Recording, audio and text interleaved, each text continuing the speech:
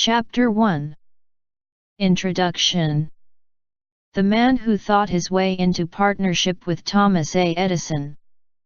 Truly, thoughts are things, and powerful things at that, when they are mixed with definiteness of purpose, persistence, and a burning desire for their translation into riches, or other material objects.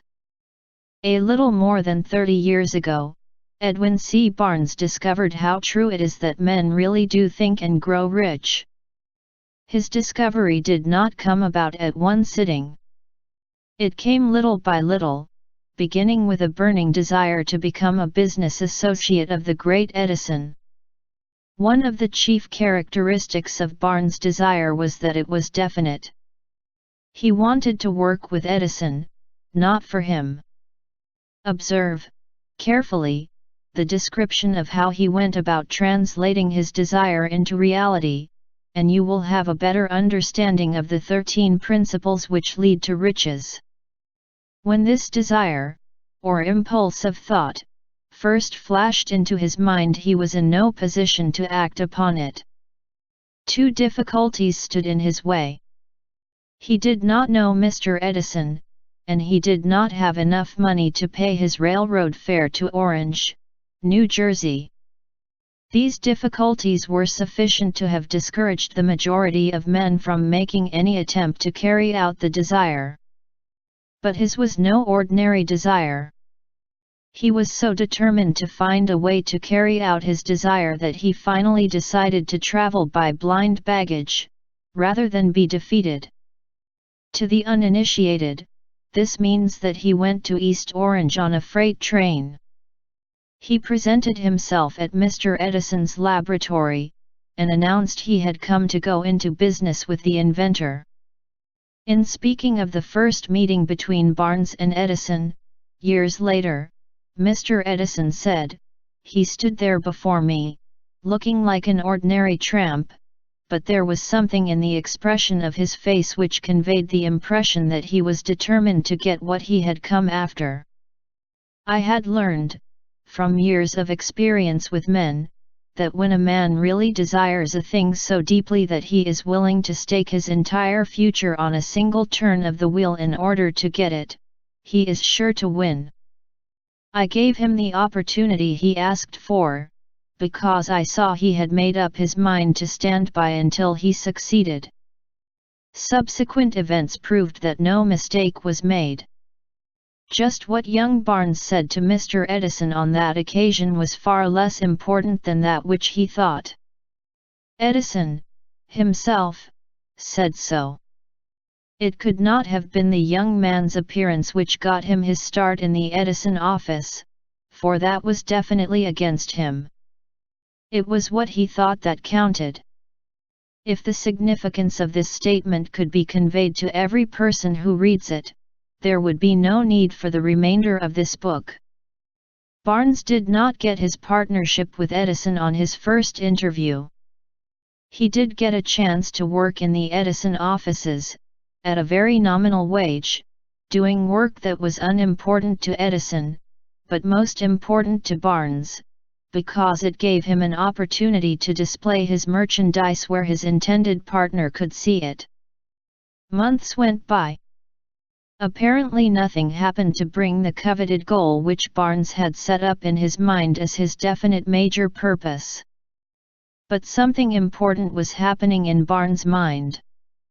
He was constantly intensifying his desire to become the business associate of Edison.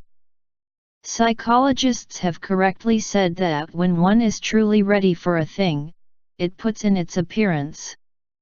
Barnes was ready for a business association with Edison. Moreover, he was determined to remain ready until he got that which he was seeking. He did not say to himself, "Ah well, what's the use? I guess I'll change my mind and try for a salesman's job." But, he did say, "I came here to go into business with Edison, and I'll accomplish this end if it takes the remainder of my life." He meant it. What a different story men would have to tell if only they would adopt a definite purpose, and stand by that purpose until it had time to become an all-consuming obsession. Maybe young Barnes did not know it at the time, but his bulldog determination, his persistence in standing back of a single desire, was destined to mow down all opposition, and bring him the opportunity he was seeking.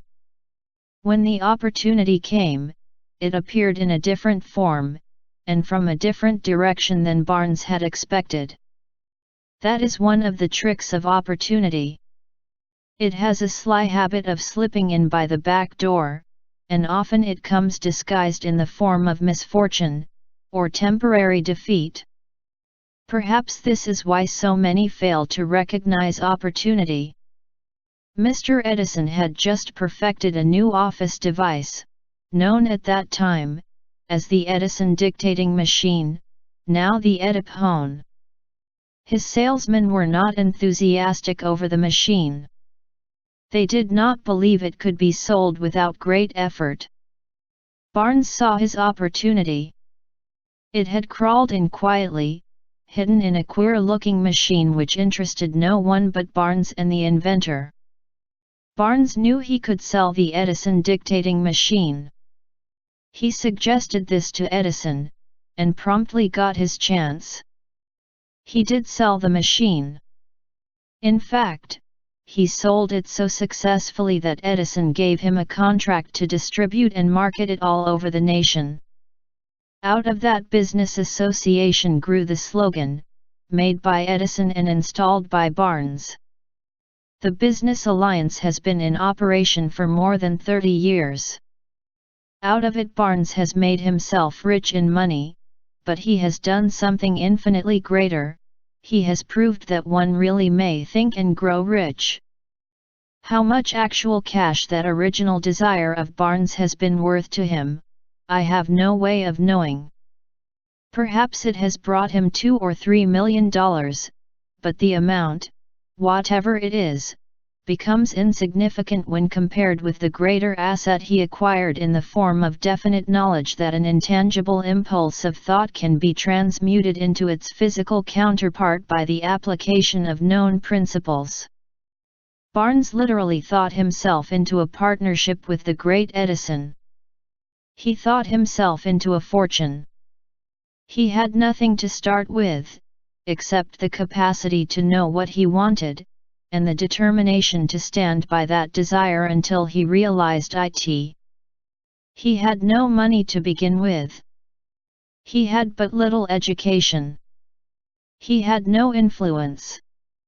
But he did have initiative, faith, and the will to win. With these intangible forces he made himself #1 man with the greatest inventor who ever lived.